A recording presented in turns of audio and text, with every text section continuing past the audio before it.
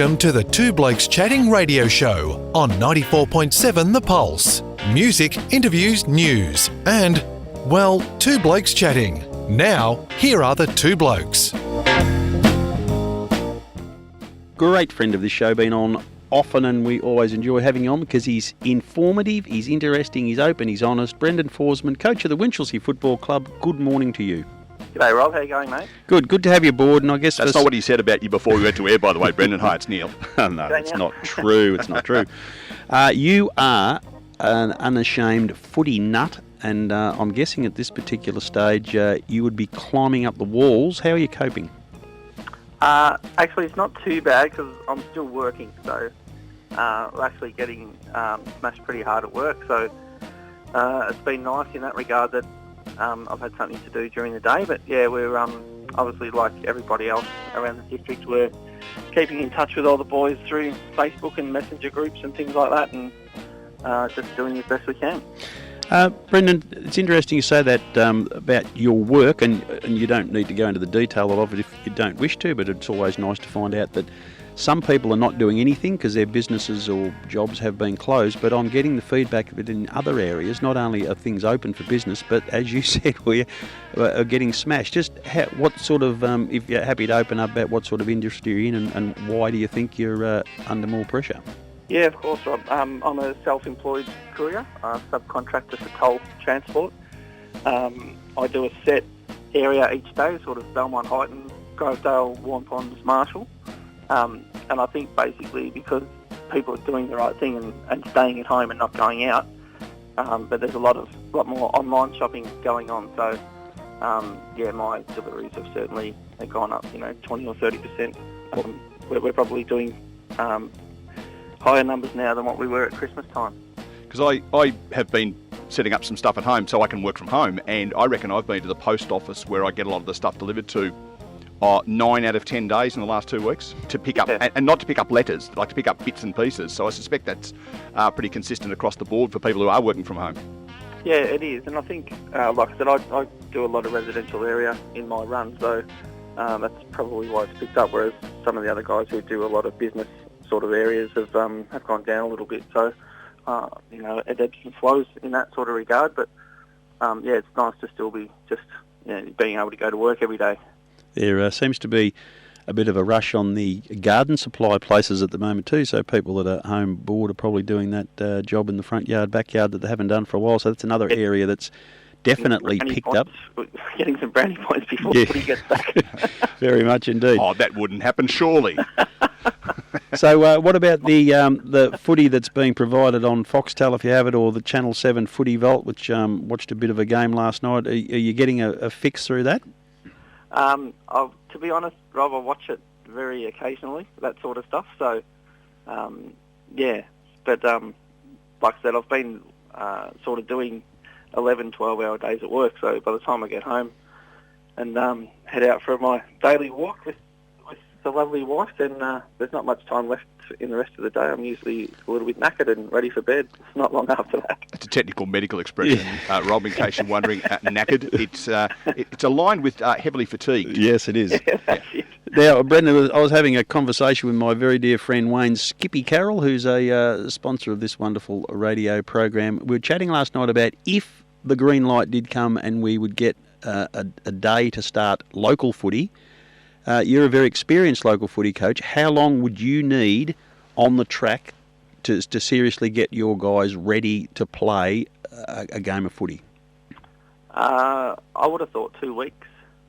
And we're in the process at the moment where we have set the guys a challenge, and I'm sure, as most other clubs have, we're running to Sydney at the moment, with bearing in mind that we think that in the next couple of weeks that we could get the potential to start training again. So we want to make sure that when we hit the track that the guys have some miles in their legs and are ready to go. So that's just a bit of incentive for them to get up and going a little bit.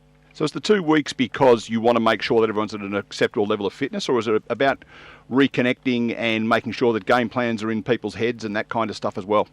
I think it's more about the reconnection part of it. I think for the majority of clubs, the top sort of 25 to 30 senior guys would keep themselves relatively fit. So from that point of view, they wouldn't need too much training before we get started. I wouldn't have thought, but there'll be other guys that potentially need a little bit more. But yeah, it's more about that reconnection and then just refocusing on what we'd done previously before Christmas, and then and we played a practice match against Talbot before all of this eventuated, and we were seeing some pretty good signs, and so it's just more that reconnection and just refining everything that we've worked on during the early part of the pre-season. Because I guess you'd have half a dozen, if not more, new players at Winch that would, they've got to go around and shake hands and introduce themselves again, I suspect.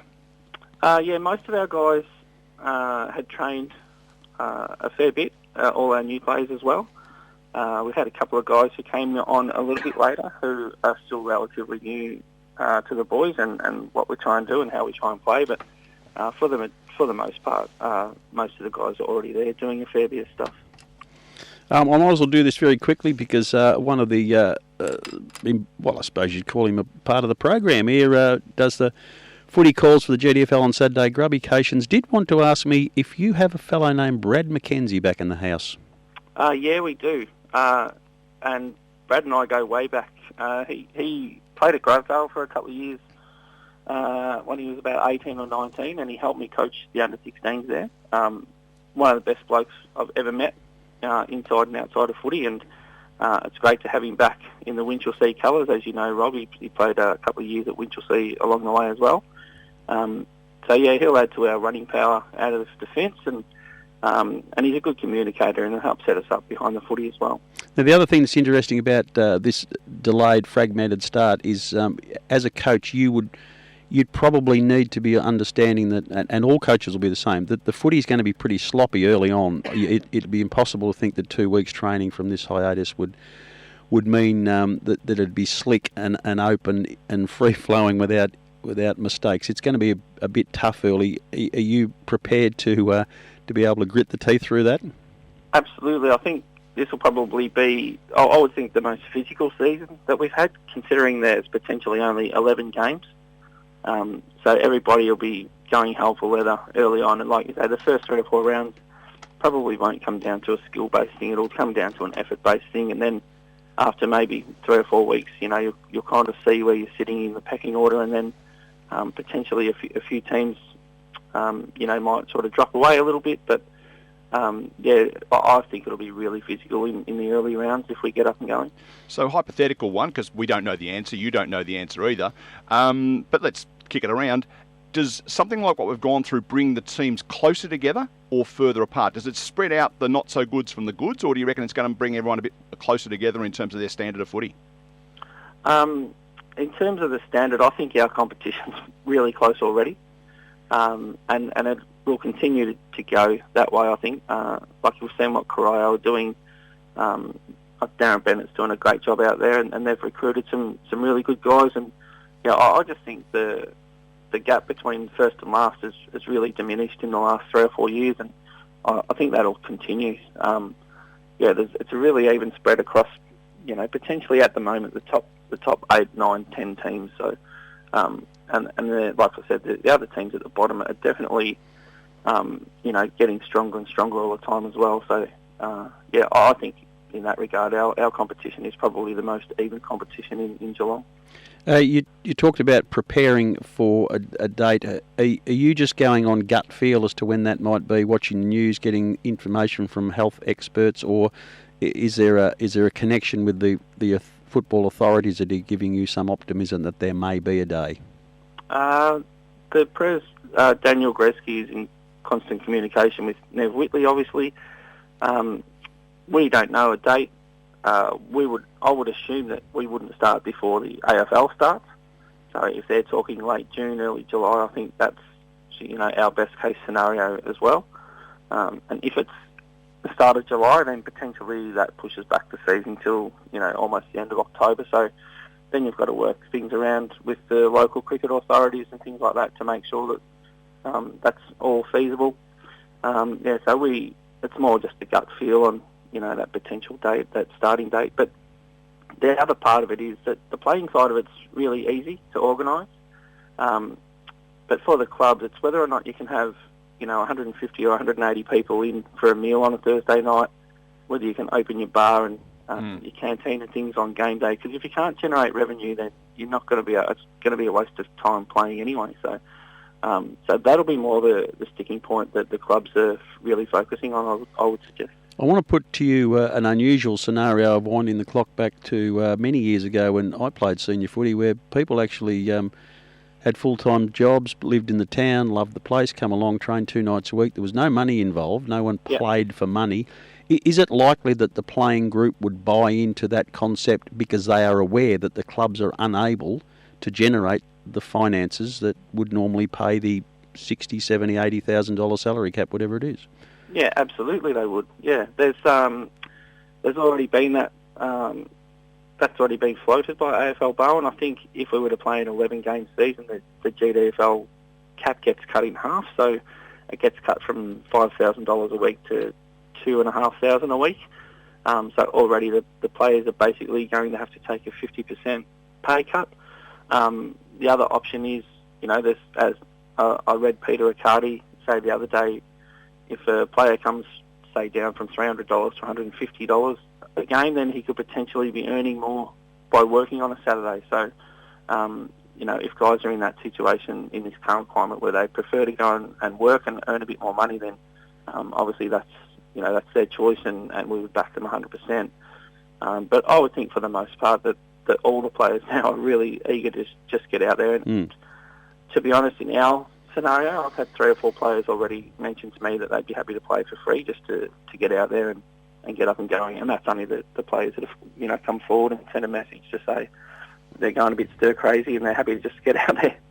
The other thing that you do well is in downtime is go and play golf. You've played it at a very high level. We've got a very good friend of yours, Ross McFarlane, coming on later in the show. He asked to pass on his warmest, but how are you going without the game of golf as well?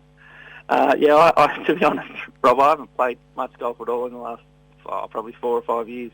Oh, right. I thought you'd have been an addict for at least one a week.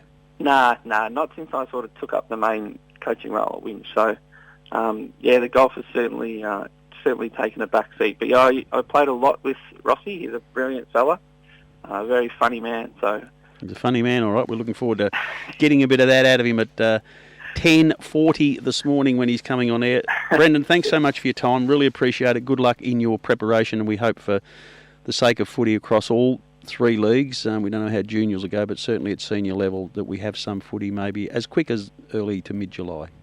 No worries, guys. Thanks for having me. All the best.